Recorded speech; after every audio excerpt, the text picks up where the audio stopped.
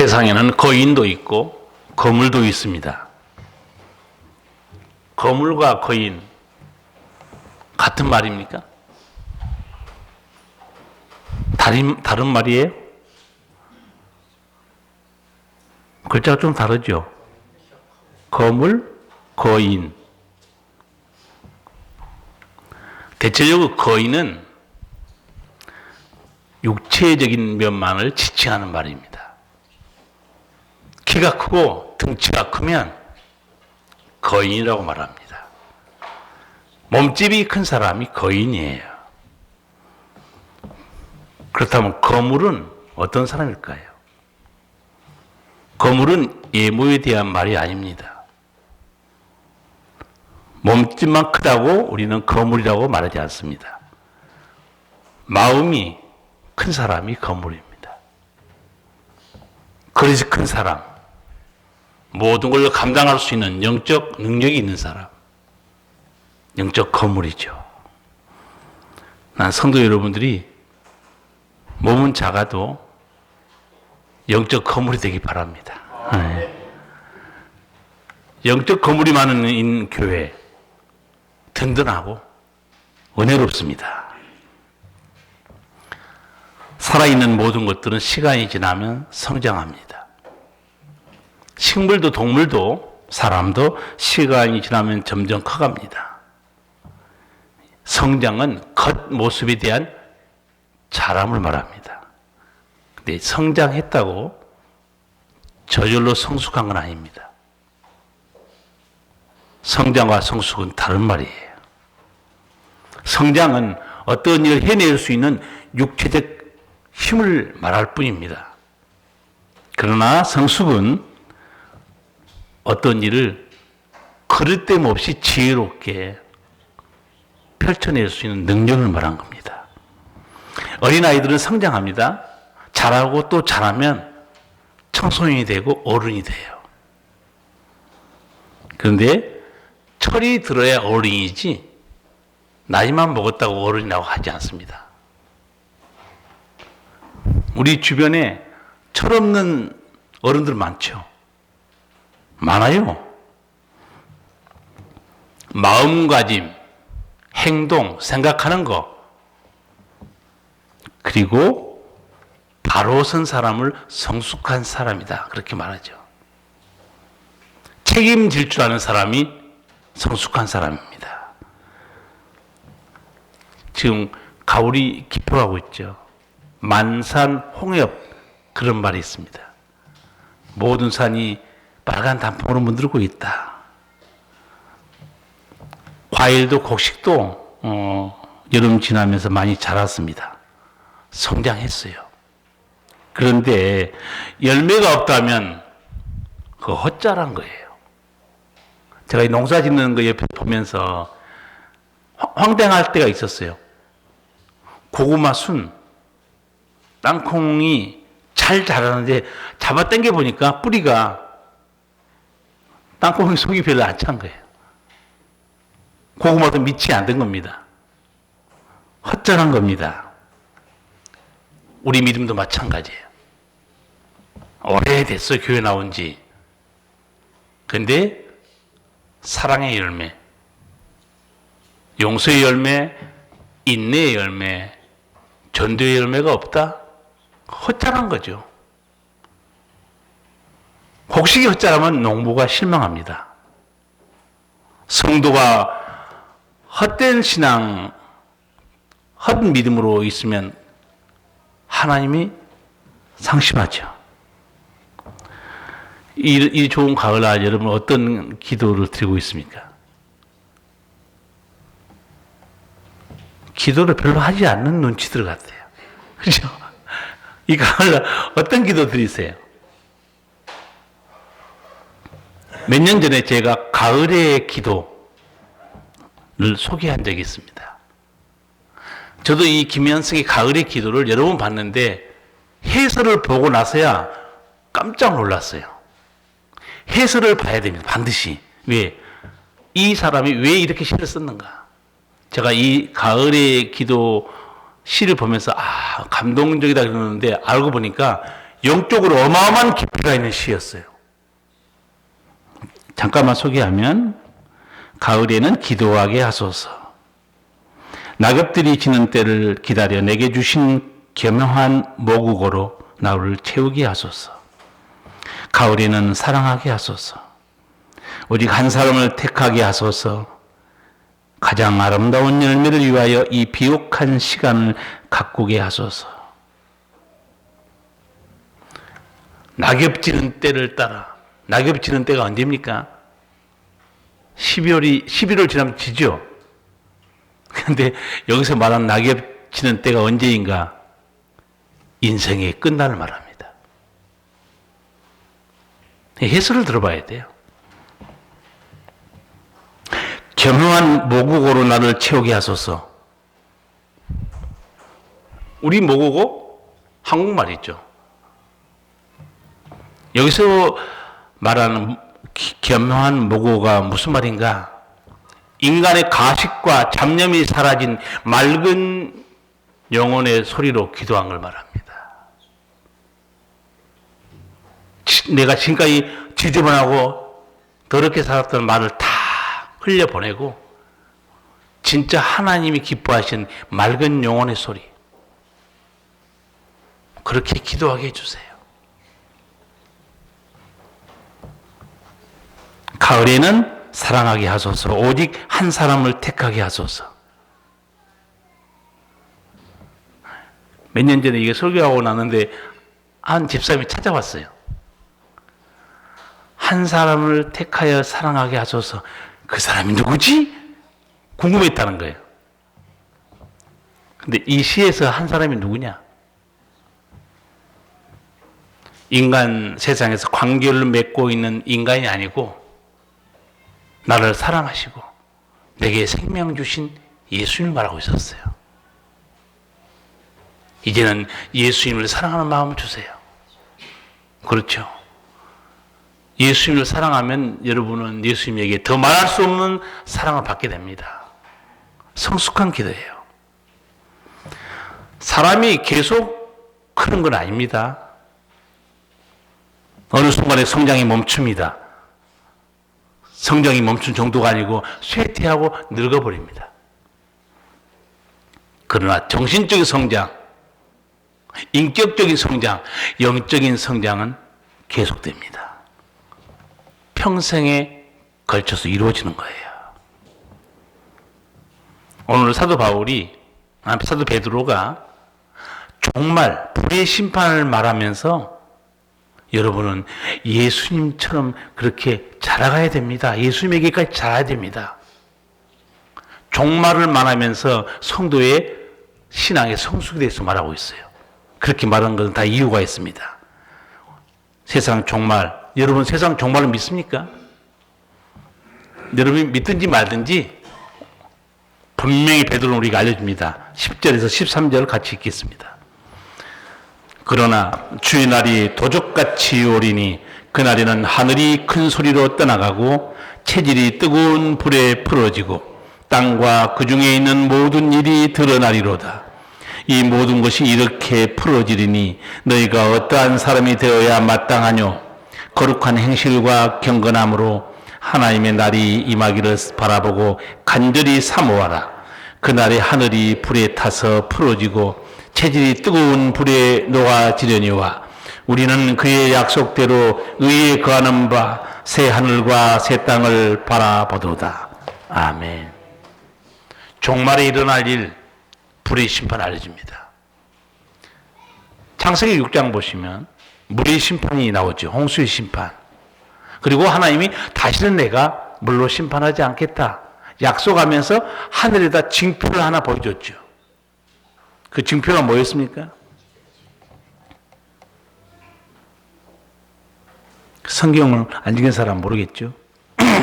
하늘에다 하나님이 징표를 보여줬어. 이것을 볼 때마다 우리 아버지께서는 다시는 물로 세상을 심판하지 않는다. 그 징표가 무지개였습니다. 무지개, 과학적으로 설명할 수 있습니다. 그러나 우리 믿는 사람들은 무지개에 대해서 하나님의 약속을 생각합니다. 우리 교회 꼭대기에 십자가 있고 안도 있어요. 여러분도 십자가를 보시고 동네 사람도 지나가면서 매번 교회 십자가를 봅니다. 동네 사람들은 십자가의 의미를 몰라요. 십자가에는 우리의 죄, 하나님의 용서, 하나님의 사랑, 하나님의 구원이 거기에 계시되어 있습니다. 본다고 같이 하는 게 아니에요. 우리는 하나님의 음성을 통해서 항상 다른 세상을 보고 있고 다른 뜻을 깨닫고 있는 겁니다. 오늘 말씀 보면 마지막 심판이 불의 심판인 것을 알 수 있죠. 12절 말씀 하나님의 날이 임하기를 바라보고 간절히 사모하라.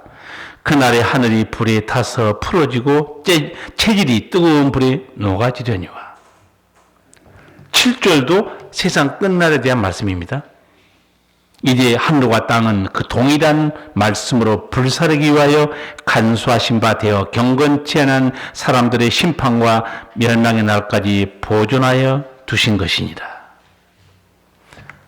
세상 이제 마지막 심판은 불의 심판입니다.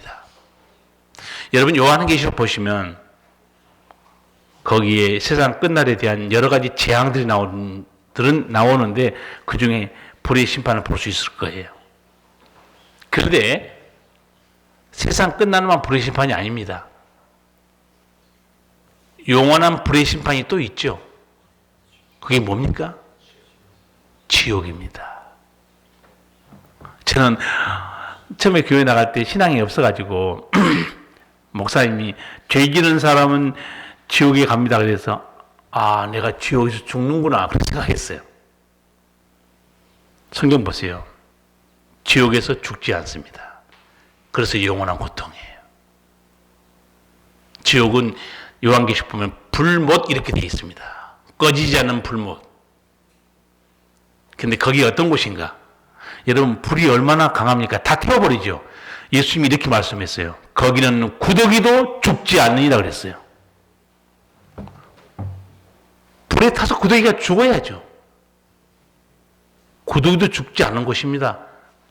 죽지 않고 불의 고통을 받고 있는 것이에요.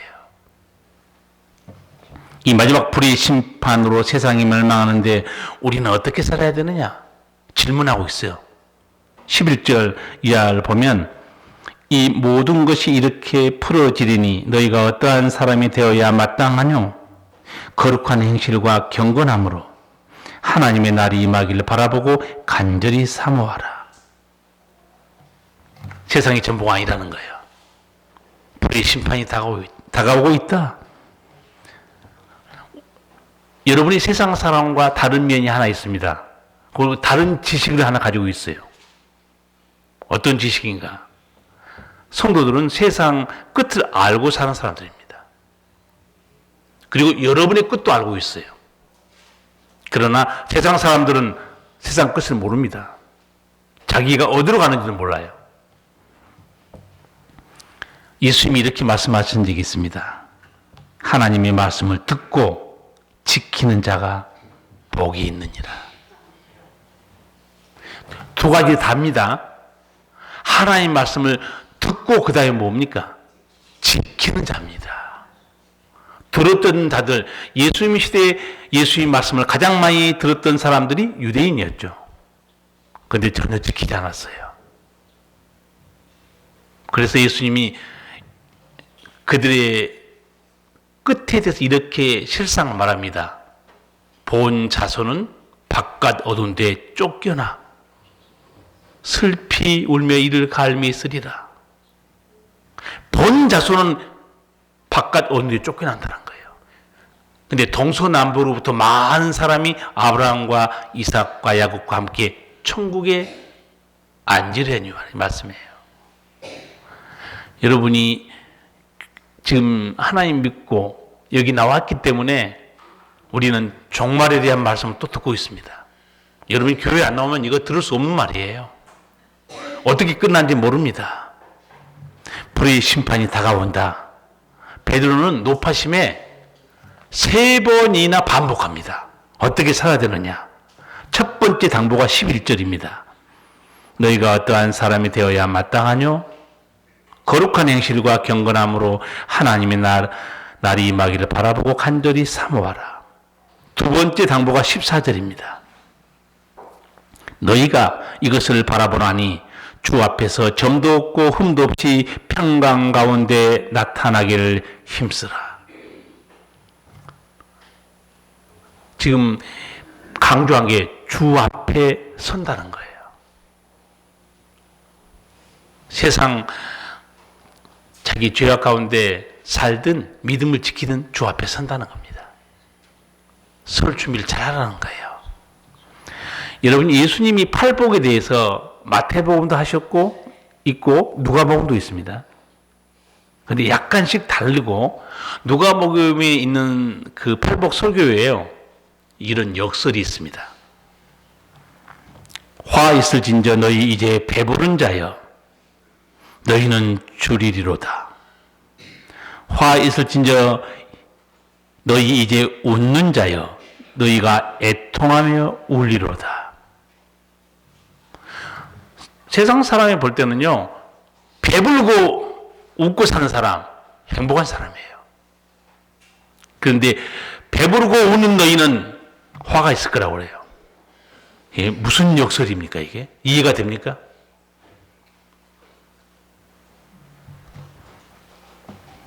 심판을 모르고 세상 것 때문에 웃고 즐기고 행복해한 사람, 너희는 앞으로 애통하게 될 것이다. 왜? 심판이 있기 때문에. 예수님이 설교하실 때 역설적으로 설교할 때 상당히 많아요. 우리는 주변에서 그런 말을 많이 들어요. 노후에 여행도 다니고 나름대로 행복하게 나는 잘 살고 있다. 또 그런 모습 보면서 우리도 부러워하기도 해요. 그러나 문제는 주 앞에 설 때가 문제입니다. 내가 어떤 모습으로 설 것이냐. 세 번째 당부가 18절입니다. 같이 한번 읽겠습니다. 오직 우리 주 곧 구주 예수 그리스도의 은혜와 절 아는 지식에서 자라가라. 영광이 이제와 영원한 날까지 저에게 있을지어다. 아멘. 세 번째 당부, 다 비슷한 당부입니다. 불의의 심판을 너희가 맞게 되는데 어떻게 살아야 되는가? 구주 예수 그리스도의 은혜와 절 아는 지식에서 자라가라는 거예요. 두 가지입니다. 예수님이 어떤 은혜를 베푸셨는가 알아야 되고, 예수님이 누구신가 그 지식에서 점점 자라가라는 뜻입니다. 앞서 말씀드린 대로 인간의 육체 성장은 어느 순간에 멈춥니다. 그리고 늙어가고 나중에 쇠퇴하게 됩니다. 혹시 여러분 고린도후서 4장 16절 말씀 기억하십니까? 한 소절만 말하면 여러분 기억할 거예요. 겉사람은 후패하나 우리의 속은 날로 새롭도다. 세월이 가면 겉사람이 시들고 낡아버린 사람들이 있습니다. 그런데 거기서 끝나지 않고 마음도 우울하고 고독하고 쓸쓸한 사람이 있어요. 누구냐? 하나님 없는 사람들이에요. 그러나 예수 믿는 사람들은 다릅니다. 우리도 똑같이 늙어가요. 여러분 집에 가서 거울 보시면 거울 보기 싫어하는 사람도 있을 거예요. 이게 왜 주름이 또 이 흰머리는 왜 생기는 거야? 검버섯은 왜 자꾸 이렇게 화장을 계속해서 나오죠? 짜증나죠? 늙어가는 거예요. 감출 수가 없습니다. 그러나 예수 믿는 사람들은 겉모습은 시들고 낡아가도 속 사람은 날로 새롭도다. 왜 그러겠어요? 내 속에 예수님이 계시기 때문에 소망이 있는 거예요. 은혜의 감사가 넘치는 거예요. 이런 은총을 누려야 그게 성도입니다. 속 사람이 날로 새로워지기 때문에 예수 잘 믿는 성도 어떻게 변해야 되는가? 찬송 부르다가 기도하시다가 말씀 듣다가 눈물이 자주 나오잖아요. 정상적으로 무르익어 가는 겁니다. 저도 뭐 설교하는 목사지만 우리 성도들 기도하시잖아요. 오늘도 집사님 기도했는데 가끔 눈물이 나올 때가 있어요. 눈물이 나온 것은 약해진 게 아니에요. 감성적으로 변한 게 아닙니다. 성령의 깨우침이에요.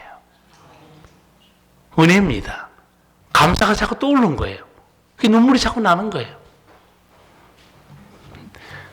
하나님 때문에 눈물, 감사의 눈물이 많이 여러분 흘리시기 바랍니다. 성장의 끝점이 뭐냐면 성숙입니다. 제가 과연 성경에 성숙이라는 단어가 있을까 한번 찾아봤어요. 성숙이라는 단어가 딱 한 번 나오는데 그 요한계시로 나오는데 성숙이라고 번역이 안 돼 있고 무르익었다 그렇게 돼 있더라고요. 같은 말입니다. 한국말로는 무르익었다는 단어가 성숙이구나. 실제 이 단어 뜻은 뭐냐면요, 정점, 최고의 단계 그런 뜻입니다. 그러니까 성숙했다는 거는 끝까지 갔다는 얘기예요. 한마디로 무르익은 겁니다. 제가 어렸을 때 먹을 게 너무 없어가지고 외할아버지 집에 그 감나무 큰 게 하나 있었어요. 근데 감이 이제 자라가지고 주먹만 해요. 그래서 할아버지 몰래 가가지고 그걸 하나 따먹었어요. 따먹고 얼마나 떫은지 다 뱉어버렸어요. 그 떫은 감을 먹고 밥을 먹으니까 밥을 못 먹겠는 거예요. 맛이 하나도 없는 거예요. 감은 언제 먹어야 돼요? 홍시가 있으면 먹어야죠. 여러분, 떫은 믿음 되지 마시고 홍시 같은 믿음 되기 바랍니다. 누구든지 나를 만난 자마다 나에게 달콤한 걸 느끼고 평안을 느끼고 이 성도와 같이 있으면 행복하다. 이게 성숙, 무르익은 단계입니다. 그런데 아무나 이렇게 무르익는 건 아니죠. 지난 여름에 태풍도 장렬한 태양도 병충해도 다 과일들도 곡식도 견뎌냈기 때문에 아름다운 이 무르익은 상태가 된 거예요. 뜨거운 태양볕 폭풍 후 인생의 고난을 말합니다. 인생의 풍파를 말해요. 하나님은 고난의 광야에서 성도들을 무르익게 만듭니다. 고통당하지 않은 신앙, 원상의 화처 같은 신앙은 강력한 시험거리나 어려움이 닥치잖아요. 주저앉아 버립니다. 우리는 고통과 실패, 상처 속에서 성숙시키시는 하나님의 섭리를 놓쳐서는 안 됩니다. 그렇지만 하나님이 우리를 무르익게 만드는 거예요. 떫은 맛을 지금 빼고 있습니다. 그런데 우리는 내 인생의 떫은 맛을 뺏은 하나님의 손길을 알지 못하고 아픔만 생각할 뿐이에요. 힘든 것만 생각하고 불평합니다. 이렇게 다루시는 것이 하나님의 방식이고 이걸 깨달아야 모든 걸 넉넉히 받아들이고 자기가 어느 순간에 영적 분별력도 높아지고 품는 힘도 생기고 지혜가 생겨서 잘 넘어지지 않습니다. 영적으로 성숙한다는 게 뭔가? 오늘 18절 말씀처럼 예수 그리스도의 은혜와 저를 아는 지식에서 점점 자라서 무르익게 되는 거예요.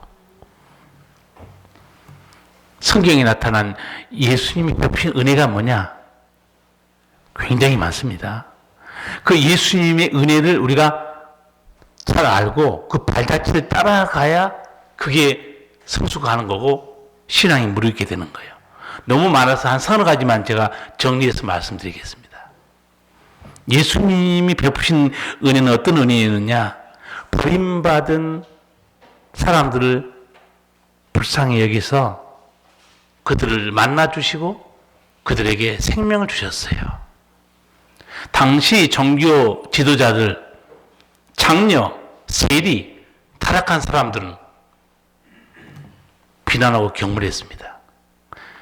저는 그런 모습 볼 때마다 이런 질문이 생겨요. 그러면 타락한 사람들, 죄인, 세리는 종교 지도자들이 쳐다보지 않으면 그 사람은 어디 가서 구원받죠? 그런 질문이 생겼어요, 저는. 그럼 이 사람들은 어디 가서 구원받냐, 이게요. 저 더러운 인간들, 경멸하고 비난했어요. 그런데 예수님은 어울렸습니다. 왜 어울린지 아시죠? 예수님의 영성을 배울 필요가 있어요. 죄인들과 어울렸으나 예수님은 영성이 오염되지 않습니다. 중요해요. 나 여러분도 그런 영성 갖길 바라요. 죄인들과 어울리지만 죄인들과 동화되지 않습니다. 거룩한 영성은 그대로 지니고 있어요. 얼마나 멋있는 분입니까? 그들과 어울려서 비난하자 예수님이 한마디 하죠. 건강한 사람은 의사가 필요 없지만 병든 사람에게는 의사가 필요하다. 내가 의인을 부르러 온 게 아니고 죄인을 부르러 왔노라. 여러분, 성숙한 믿음이 어떤 믿음일까요? 죄인을 품어주는 거예요. 쓰레기 같은 인간도 구원받아야 한다고 사랑으로 다가가는 겁니다. 예수님 마음으로 속이 꽉 차는 성도 여러분도 이런 믿음으로 성숙하기 바랍니다. 둘째, 예수님의 께서 베푸신 은혜는 뭐였냐면 돌 맞아 죽을 그 여인의 허물도 덮어주셨습니다. 다 돌을 들고 쫓아가서 죽이려고 할 때 예수님은 죄음 사람이 먼저 돌로 쳐라. 덮어줬어요. 남의 허물을 덮어주는 믿음. 그게 성숙한 믿음이에요. 제가 이번에 목사 안수 받을 사람들을 훈련하려고 1박 2일 제가 교회를 잠깐 비웠어요. 거기 갔다가 어떤 목사님과 대화하다가 교회 문제를 잠깐 얘기하는데 좀 깜짝 놀랐어요. 교회 장로님 중 한 분이 해외 선교 갔다 와서 재정 보고를 정리를 해야 되는데 제대로 안 한 모양이에요. 다른 데 쓸 일이 있어서 그런지 제대로 보고를 안 했는데 그거를 선임 장로님이 알았어요. 조용히 모여가지고 장로님 그걸 보고하시고 마무리하시고 쓸 일 있으면 다음에 쓰십시오. 그렇게 하면 돼요. 근데 목사님이 은혜롭게 말씀을 끝냈는데 그 선임 장로님이 저 광고할 시간을 좀 주세요. 영문을 모르고 목사님이 광고하세요. 그랬더니 우리 당회 장로님 중에 도둑놈이 있습니다. 공개적으로 까발려버린 거예요. 하나님의 돈을 갖다가 제대로 보고도 하지 않고 은닉해 놓고 이 장로님이 얼마나 민망했어요. 그 성도들을 얼마나 상처를 받았겠어요. 그 장로님은 결국 민망하고 부끄러워서 사임해 버렸습니다. 근데 그 말을 듣고 저는 이런 생각이 들었어요. 그 장로님은 의분은 강하나 교회와 성도를 사랑하지 않는 것 같다는 생각이 들었어요. 왜 그러냐면 교회를 사랑하고 성도를 사랑하면 다칠까 봐서 조용히 처리합니다. 다치면 안 되니까. 부모 보세요. 자식의 허물을 사랑하니까 누가 옆집에서 아무리 떠들어도요, 자기 자식을 계속 덮어줍니다. 사랑하니까 그런 거예요. 사랑하는 허다한 죄를 덮는다고 그랬어요. 그리고 나서 난 그 장로님에 대한 기도가 궁금해졌어요. 왜 기도가 궁금해진지 아세요? 저 장로님이 기도를 분명히 할 거란 말이에요, 자기도. 하나님, 내 부끄럽고 더럽고 악한 허물을 좀 덮어주시고 용서해 주세요. 기도 안 하겠습니까? 기도해야 되겠죠, 하나님께. 남의 허물은 공개적으로 까발려서 망신 주고 자기는 하나님께 내 더러운 허물, 부끄러운 거 주여 감싸주세요, 덮어주세요 했을 거 아니에요? 우리는 예수님이 기도에 대해서 가르쳐 주신 이 주기도문, 그 뒤에 하신 말씀을 기억할 필요가 있어요. 예수님이 이렇게 말씀했습니다. 너희가 사람의 과실을 용서하지 아니하면 너희 아버지께서도 너희 과실을 용서하지 않으시리라. 성숙한 믿음은 어떤 믿음인가? 사랑으로 역사하는 믿음입니다. 로마서 보시면 바울도 그렇게 설명해요. 사랑은 이웃에게 악을 행치 아니하나니 그러므로 사랑은 율법의 완성이다. 왜 사도 베드로가 예수님의 은혜에 잘 깨닫고 성장하고 말한 줄 아세요? 지금 불의 심판이 다가오고 있다는 거예요. 살 날도 얼마 남지 않았는데 뭐 그렇게 남의 허물을 들춰내고 망신 줘서 뭐 하겠느냐? 서로 덮고 예수님을 담으라. 그런 거예요. 성도 여러분들, 나는 이런 믿음으로 잘 무르익기 바랍니다. 세 번째, 예수님은 애롭고 힘든 자들, 소망 없는 자들을 찾아서 은혜를 베풀어 주셨어요. 당시 종교 지도자들, 전혀 찾아오지 않는 곳, 예수님이 찾아갔죠. 그곳이 어디였는가? 병자들이 모여있는 베데스다 못이었습니다. 누구도 찾아가 보지 않은 곳인데 우리 예수님은 명절에 예루살렘에 올라왔는데 직분 높은 사람 많죠? 헤롯 대왕, 빌라도 총독, 대제사장 아무도 만나지 않습니다. 예수님은 지금 하나님이세요. 육신을 입고 있을 뿐이지. 그 예수님은 관심이 어디 있냐? 불쌍한 사람, 치료받아야 할 사람들, 병에 시달리고 있는 사람들, 거기에 있어요. 오늘 집사님 그런 병자를 위해 기도를 했는데 나도 눈물이 확 나더라고요.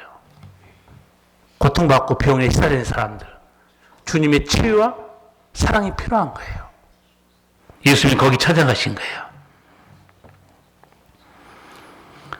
성숙한 믿음이 어떤 믿음인가? 병든 사람을 돌아보고 낙심하고 있는 사람을 찾아가는 거예요. 저는 이제 초신자들 교회에 나오면 반드시 신방합니다. 목사니까 당연히 신방하죠. 근데 신방 갔다가 제가 아주 기분 좋은 말을 들을 때가 있어요. 딱 신방 가는데 장로님이 왔다 가셨어요. 그래요. 너무 기분이 좋은 거예요. 아, 장로님이 새신자를 돌아보고 있구나. 그게 어른입니다. 교회 어른이 뭡니까? 교회 어른들은 새로운 사람을 돌아보고 누가 힘들어 있는가 살펴보고 그런 게 성경은 성숙한 믿음이다. 그렇게 말해요. 네 번째, 우리 믿음이 어디까지 자라야 되는가? 예수님만 닮으면 됩니다.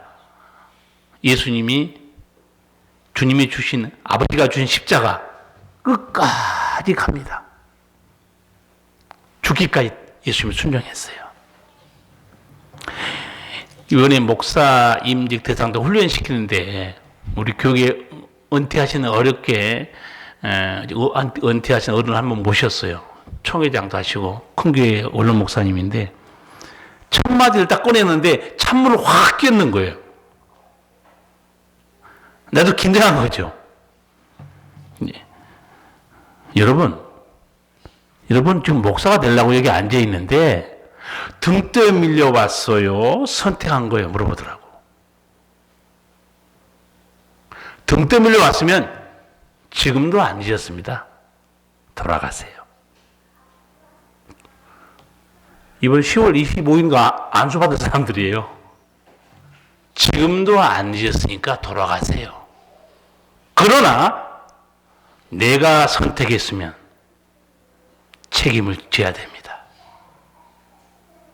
책임을 지셔야 됩니다.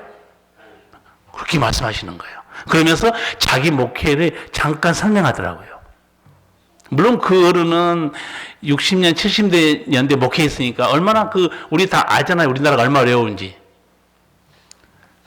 전도사 사택에 비가 새고 밤에는 쥐들이 100m 경주를 하는 거예요. 쥐들이 경주하는 집에서 살아본 사람이 있습니까?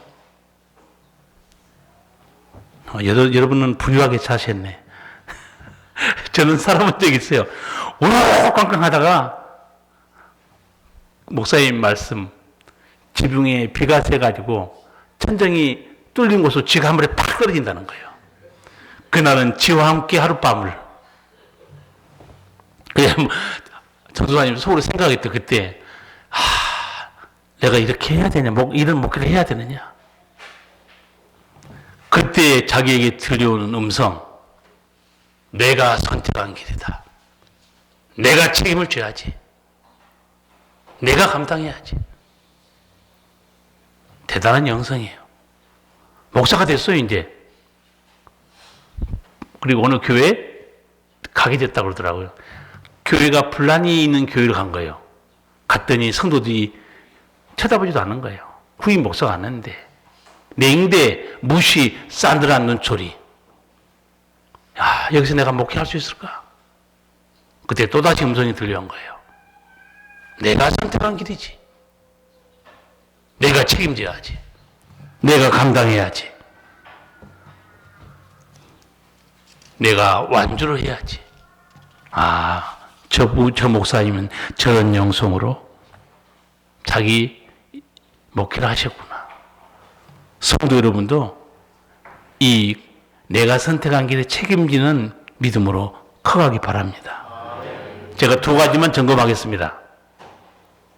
죄악 세상에서 하나님의 부르심을 받아가지고 하나님의 자녀가 됐고 은혜 받고 있고, 그리고 주여 내가 거룩하게 살겠습니다. 그렇게 결단하고 기도하고 있습니까? 그렇다면 나를 흔들고 힘든 시험과 고난 중에서도 여러분은 반드시 그 말을 되뇌어야 됩니다. 내가 선택한 길이다. 내가 책임져야지. 2번째, 하나님이 여러분을 충성되게 직분을 맡기셨습니다. 주님, 나 같은 사람을 일꾼 삼아주신 것 감사합니다. 충성되게 일하겠습니다. 결심하고 선택하셨습니다. 그렇다면 주를 섬길 때 어떤 환난과 시험이 닥쳐도 직분자들은 명심해야 됩니다. 주의 부르심에 내가 결단하고 선택했지. 그러면 책임져야 됩니다. 그게 성숙한 신앙이에요. 어린아이 보세요. 어린아이의 특징이 뭔지 아세요? 감정대로 행합니다. 책임 안 져요. 생각대로 행동합니다. 그게 어린아이예요. 오늘 이 말씀을 들으면서 내 영적 성숙이 멈춰 있는 거 아닌가 생각한 사람은 오늘 18절 말씀을 다시 한번 들어야 돼요. 오직 우리 주 곧 구주 예수 그리스도의 은혜와 저를 아는 지식에서 자라가라. 예수님 은혜도 아는데 자라가고 예수님 아는 지식도 자라가고 그 주님을 배워가고 따라가는 겁니다. 베드로가 마무리를 어떻게 하는가? 왜 이렇게 불의 심판 앞에서 우리가 이렇게 성숙해야 되는가? 이유를 몇 가지 됩니다. 첫 번째, 성도 여러분, 불의 심판이 다가오고 있습니다. 2번째, 이 세상은 영원하지 않습니다. 3번째, 주님 앞에 서야 하기 때문입니다. 마지막, 우리는 새 하늘과 새 땅에 들어가야 될 사람들입니다. 그래서 여러분, 예수님을 아는 은혜와 지식에서 자라가십시오. 권면한 겁니다. 오늘 10월 첫 주입니다. 항상 기도하는데 가슴에 손을 얹고 주님, 내가 하나님 예수님의 은혜, 지식이 아는 데서 점점 자라가서 무르익는 신앙이 되게 해달라고 한 1분 동안 통성으로 기도하겠습니다. 살아계신 우리 주님, 주께서 저를 사랑하사 죄와 사망에서 구원하셨습니다. 거룩한 백성이 되겠다고 기도하고 다짐하고 살아갑니다. 주여, 어떤 환경에 처해든가 내가 책임을 지고 내 믿음을 지키는 영성이 되게 하여 주시옵소서. 하나님이 우리를 충성되게 일꾼을 맡기셨습니다. 감사함으로 주님의 부르심에 결정하고 선택했습니다.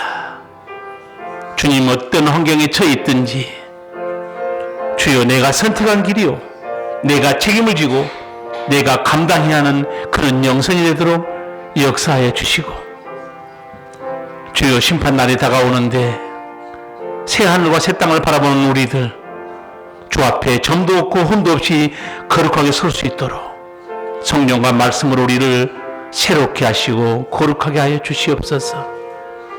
예수님 이름으로 기도하옵나이다. 아멘.